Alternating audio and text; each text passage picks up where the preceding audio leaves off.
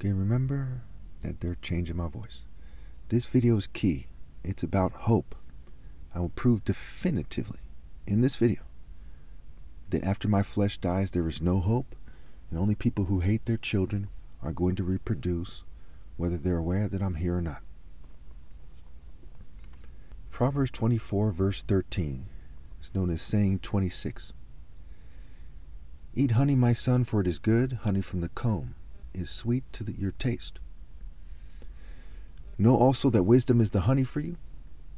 If you find it, there is a future hope for you, and your hope will not be cut off. Now, when they say wisdom, they mean God's wisdom through the righteous, wise man who's established the throne in righteousness, and the fruit of the righteous is wisdom and a tree of life.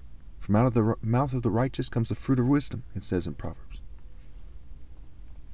So when Christ is saying, many will call on my name, many will call out to me, what have you, he's saying they're calling out to him, and by default their heart is being weighed, and if they do not have a wise heart, a righteous heart, an insightful heart, that they're done. You have to be wise enough to do the works of God. We'll get to that shortly. Okay, and it has everything to do with the future hope. You'll see what I mean shortly. So let's go over this again so you understand.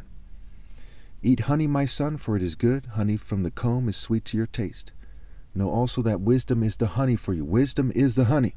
You see how there's this figure of talk. There's this kind of code here. So when they're talking about honey, they're talking about wisdom. If you find it, there is a future hope for you, and your hope will not be cut off. So is it honey that saves you? Literal honey or wisdom? It's wisdom.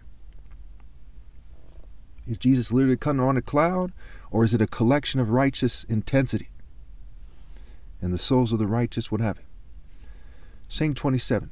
Do not lurk like a thief near the house of the righteous. Do not plunder their dwelling place. For though the righteous fall 7 times, they rise again. But the wicked stumble when calamity strikes. So the number 7 is key here. It goes back to the book of Daniel. There's a lot of connections there. And the word calamity is key here. These things are indicating to the reader that when you come across them in other places, you have to put it together. It's part of why I don't like the Bible, because it's like a jigsaw puzzle, and people are far too shallow, far too busy, far too foolish to scramble to do what it takes in time. So it is an inferior book in regards to learning what you have to do. So again, it says, for though the righteous fall 7 times, they rise again, but the wicked stumble when calamity strikes. Saying 28, do not gloat when your enemy falls. When they stumble, do not let your heart rejoice, or the Lord will see and disapprove and turn his wrath away from them. Now, what it's saying is not meant for every single case. That's not what it's saying. In fact, when you look at David versus Goliath, he's basically gloating ahead of time. He said, I'm going to strike you down and cut off your head, and the whole world will know that there's a God in Israel. Okay?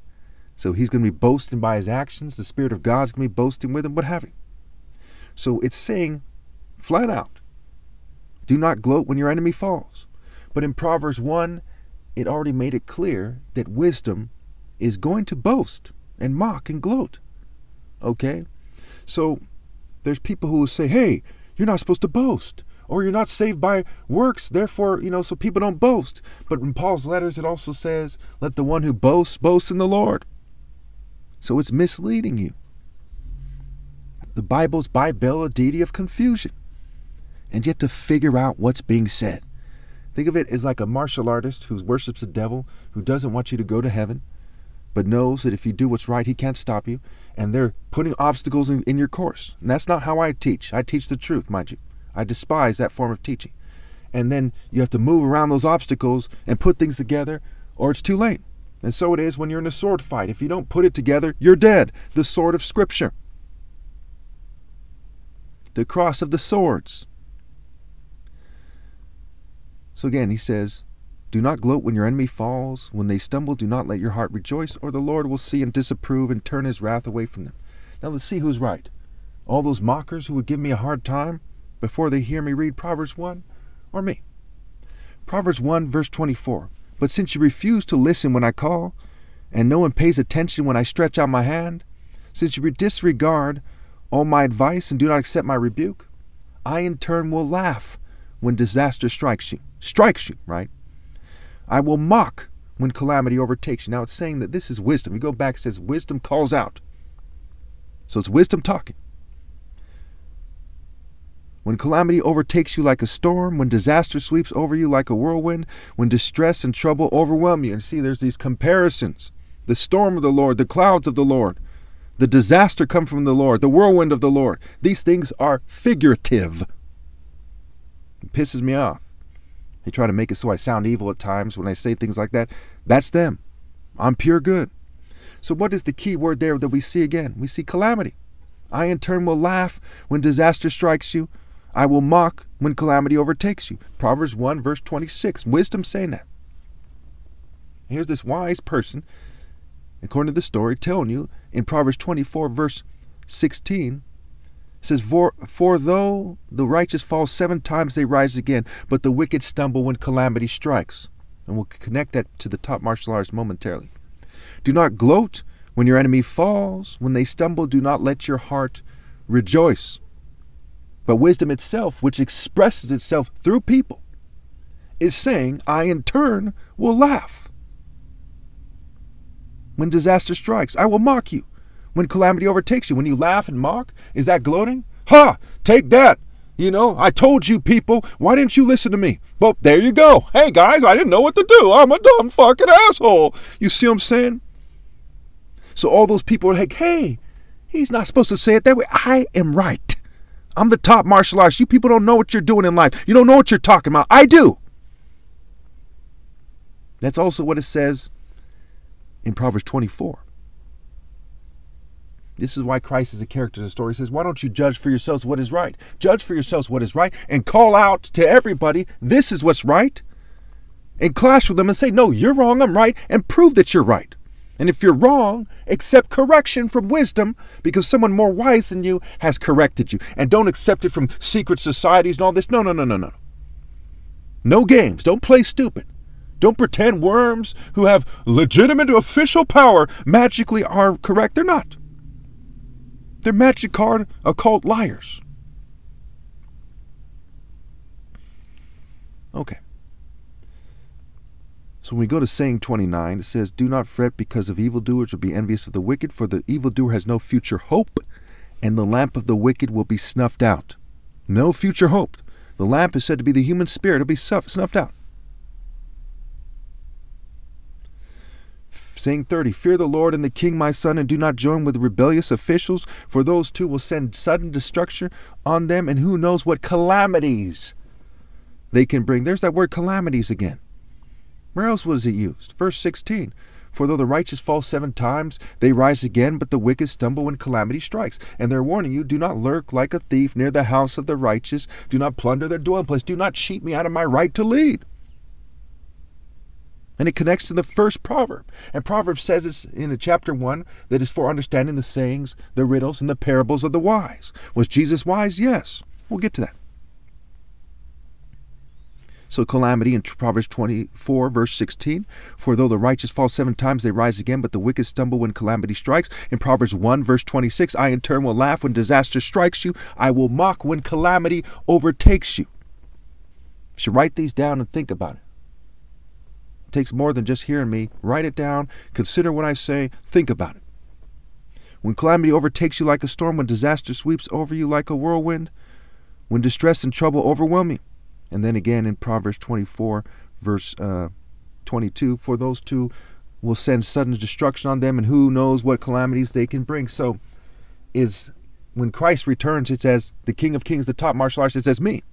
So God is with me, and together we are sending sudden destruction on all rebels, those who want to plunder me by cheating me out of my right to lead and all the accompanying plunder that comes with it.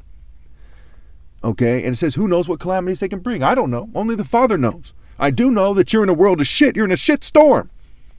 You're in trouble. Let's go back to Proverbs 21.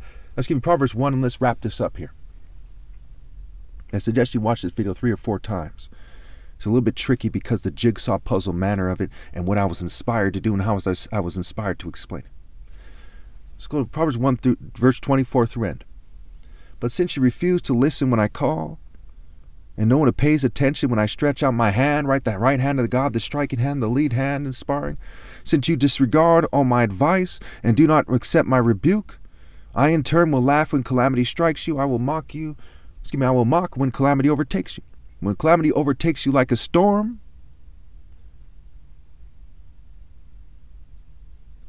when disaster sweeps over you like a whirlwind, when distress and trouble overwhelm you, then they will call to me, but I will not answer. They will look for me, but will not find me.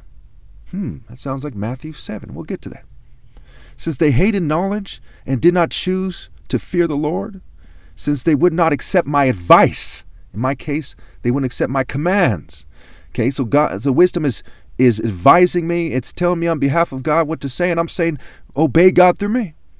So since they would not accept my advice to obey God through me and spurn my rebuke when I chastise them and say, why aren't you obeying God through me, and call them names, what have you, they will eat the fruit of their ways and be filled with the fruit of their schemes. It says those who plot evil will be known as a schemer in Proverbs. Folly is an unruly woman, an adulterous woman. She goes after the ill-gotten gain, says stolen water is sweet.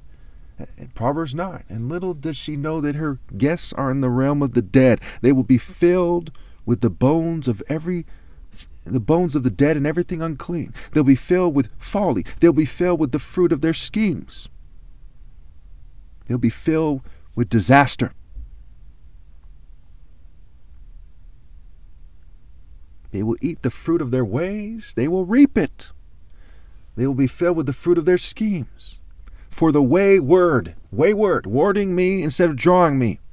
The waywardness of the simple will kill them, and the complacency, the smugness of fools will destroy them. But whoever listens to me will live in safety and be at ease without fear of harm. Now, was John the Baptist's flesh killed? Yes. Jesus? Yes. Isaiah? Yes. Early Christians? Yes. Disciples? Almost all yes, in popular culture at least. So is it talking about keeping your flesh from being hurt? Like some people are afraid of their flesh being hurt, afraid to break a nail, afraid to get killed when life is short. And when you get killed, eventually it's over. It might take them half an hour to kill you. You might die instantly. It might take several days. But eventually you're dead. That's done with. But you fear it like some kind of sissy? It says, but whoever listens to me will live in spiritual safety and be at ease without fear of harm to their soul. Again, fear the Lord and the King, my son, and do not join with rebellious officials, for those two will send sudden destruction on them, and who knows what calamities they can bring. Were they talking about Caesar or King Herod? No. Those people don't know what they're doing in life. Complete fools, idiots. Only morons follow them. They were talking about God and I. The throne is established in righteousness, Proverbs 16:12. So now let's connect this scripture here in Proverbs 1 to Matthew 7. Okay, so when calamity overtakes you like a storm, when disaster sweeps over you like a whirlwind, when distress and trouble overwhelm you, then they will call to me, but I will not answer. They will look for me, but will not find me. Since they hated knowledge and did not choose to fear the Lord. They said, hey, I'm going to date who I want. How dare you tell me to submit? I'm going to date who I want because I'm an empowered feminist, or I'm a racist conservative, or I'm from this group or that, or I'm a sex cult, or they're coercing me. Because they didn't fear God. They feared whoever is telling them to not obey God through me. Then they will call to wisdom and say, what do I do? What do I do? I'm looking for the realm of wisdom, and I'm trying to figure out what to do now. I'm trying to figure out what to do. But wisdom will not answer. They will look for me, but will not find me. Where are you, wisdom? I'm praying, but nobody cares. Then they will say to me on that day, Lord, Lord, didn't we do this and that? Didn't we prophesy in your name and drive out demons and do miracles? No, you just kind of sent demons to another place that they don't belong. You sort of just followed your occult game, your Masonic cues, your secret society occultist, processes, which are utterly hated by God. You played magic cards, charades, bingo-like games with an emphasis on whispering in each other's ears behind the scenes, and you cheated those who walk in the light of God, who do things in a way that is plain and fair for all to see. You are the opposite of wisdom. You are folly. You are unruly. You're out of line. And some of you came into your arrogant European orders, for example, standing in a certain way with a certain posture and demeanor, acting like you're the true order of something important? Are you not the order of jesters and fools, and those who should have rallied to me if they had a speck of nobility in them? Are you not just elevated peasants and peacocks, rats with feathers? Where's your honor? Where's your decency? Where's your dignity? So there's a bunch of racist gays, scientific racist gays, who want things a certain way for white, Jewish, and LGBT and token minority gay supremacy. And they change my voice, make it sound funny, make it sound weird, okay? Add background noise to a lot of my videos. They think that they're teaching God's son a lesson because they don't fear God. Their churches don't fear God. Their political groups, their corporations, their social clubs, you name it. Military, police, they don't fear God. They're too busy fearing what will happen if they don't obey the child molesters that run the secular world in that sick way, and their allies. So learn this lesson from those fools. It is dumber than fucking shit to persecute the most righteous person ever. They have to live with that forever. It's on their families, it's on their souls, and they're not even human enough. They're not even man enough. They're not even adult enough. They're not human enough to care enough. Do not be like them. They have failed miserably. Like the Freemasons, they have failed miserably. So again, no one is authorized to teach about God after my flesh dies. No one should be teaching now except for me. And, this video is about telling the truth, obviously.